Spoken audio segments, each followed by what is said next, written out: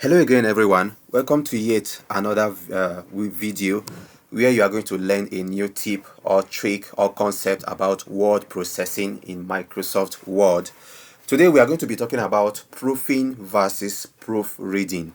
What is the difference? Okay, these are two words or two terms that are similar but yet distinct. All right, in word processing. Sometimes they are used interchangeably, proofreading and proofing, but yet they are different. So what are the differences between proofing and proofreading? Now let's begin from proofreading.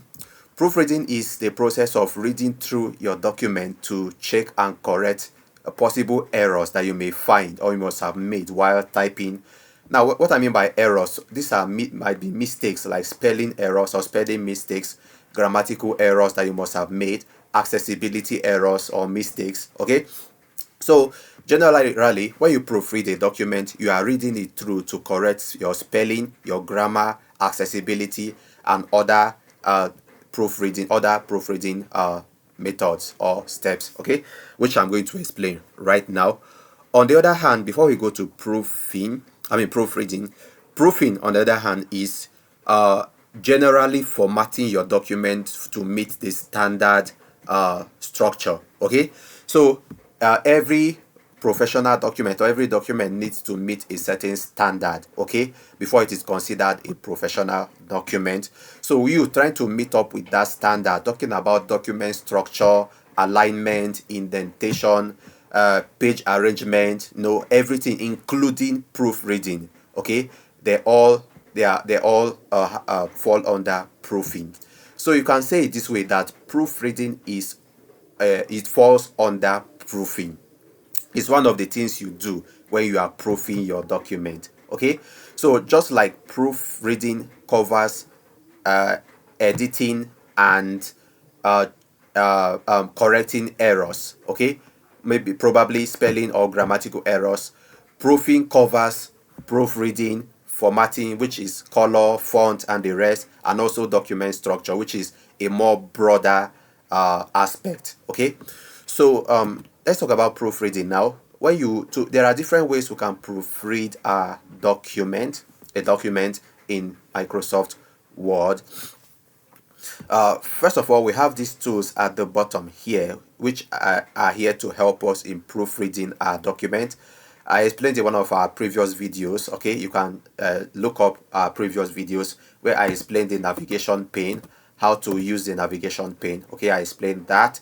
The navigation pane, first of all, I'm on the status bar right here at the bottom. You can see the number of pages I have in this document. I have 8 pages, and the current page you are looking at right here is the third page. So we have page 3 of 8 pages. Okay, so if I scroll down to the next page, you can see it's going to change to page 4 of 8 pages. All right, so that is going to give us a report of the number of pages we have and the current page you are working on. Next thing, we have the line number, okay, or line count. Now if you don't have these options here, like you might not have the line count by default, I added it right here. You may also not have the language or accessibility investigate. So all you have to do to add some of these options here is to come to the empty space right here on the status bar, right click on it, or press your right mouse button, and then you can see them. You just select the one you would like to add to your status bar. You can begin with line number. Okay, once you tap on line number, it's going to appear right here on the status bar. All right, so what does it do if I click on this, or before tapping on that? The line number actually gives you the report of the number of line, or the exact line you are currently working on relative to the page you are in. Okay, this is what I mean by that. If I go to the first line on this page, it's going to show me line 1. Okay, if I go to the second line, it's going to change to line 2. How about if I go to the next page and I go to the first line on the next page, it's going to show me line 1. Okay, so the line count here is relative to the page you are currently working on, which means that each page begins from line 1. Okay, so next thing, we have word count. Now, have you ever worked on a document or like an essay or an article or a publication that requires limited number of words, maybe certain number of words you are not supposed to exceed, all right, or you are not supposed to type less than certain number of words. This is where the word count comes in very useful. It is used to count the number of words in your entire document. You can also use it to count the number of words in a certain selected area. For example, if I highlight this part and then look over here, it's going to show me a report of the number of words I have right here in my selection. Currently, under this introduction to word processing, the definition, I have 28 words out of a total of 588 words, 84 words in the entire document. Okay, so you can track the number of words you have in your document as you are typing, okay, in order for you not to exceed the set limit for your document or for whatever you are working on. Next, we have the proofing language. Okay, now you can use it to set two things. You can set the office authoring language. You can also use it to set the proofing language of your Microsoft Word. Now, what does that mean?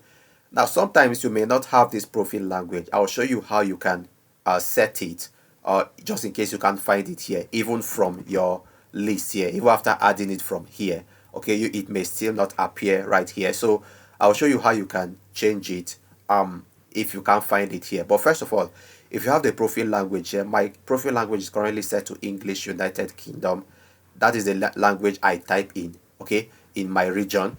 So I can tap on that and then I can set the language, change the language to United States English, that's US English, or South Africa English, or Arabic, or any other language I would like to use. French and other languages, they are all there. So once you set it, it's going to change. For example, if I set it to English United States and I click set as default and then yes, then okay, this is going to change it right here to English United States. Now what does it do? Okay, now this helps in formatting your document as you are typing. Okay, whatever language you set here, as you're typing, is going to be formatting your text or giving you suggestions, based on your set language. Okay, this helps in enhancing accuracy in spelling and also accuracy in grammar. All right, it's very useful when typing. So pay attention to this part before you even start typing. Set your preferred proofing language. Now, what if you don't have this proofing language right here? You can come over to File, okay, and then select Options.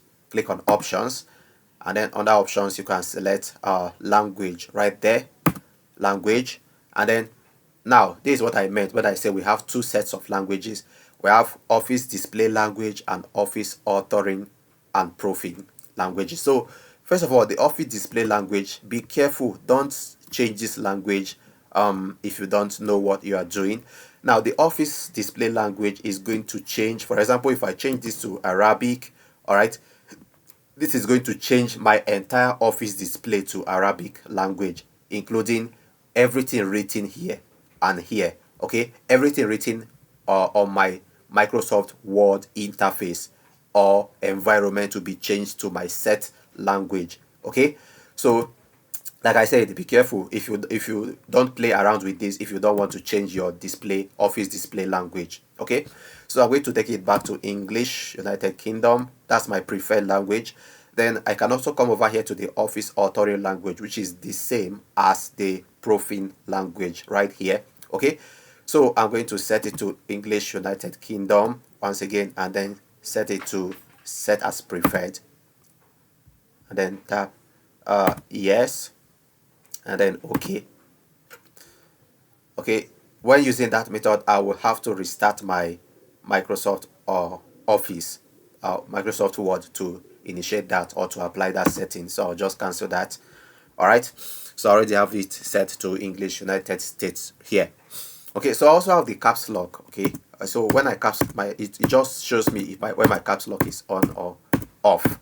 All right, then I have the macro. You don't need this for now. This is advanced. Okay, since we are not writing macro for now, so I'm just going to skip that part. Then I'll come over to accessibility investigate, which is another very important setting you need to pay attention to. accessibility is very, very important, okay, because different categories of users will be coming in contact with your document. Okay, imagine somebody whose vision or eyesight is not as sharp as maybe yours. Okay, and you use a color on your document, something like this color, okay, on your document. Now this is poor accessibility. The contrast is poor because the text color is similar to the background color, which is not good as far as accessibility is concerned. Okay, you have to maintain a font color, or you have to maintain colors that are easy to read. Okay, so see what I'm going to do now. I'm going to tap on accessibility investigate, and it's going to show me that I have an accessibility error that I need to be fixed right here. Okay, so once I tap on that, it's going to investigate my entire document and then show me right here. That is my color and contrast error.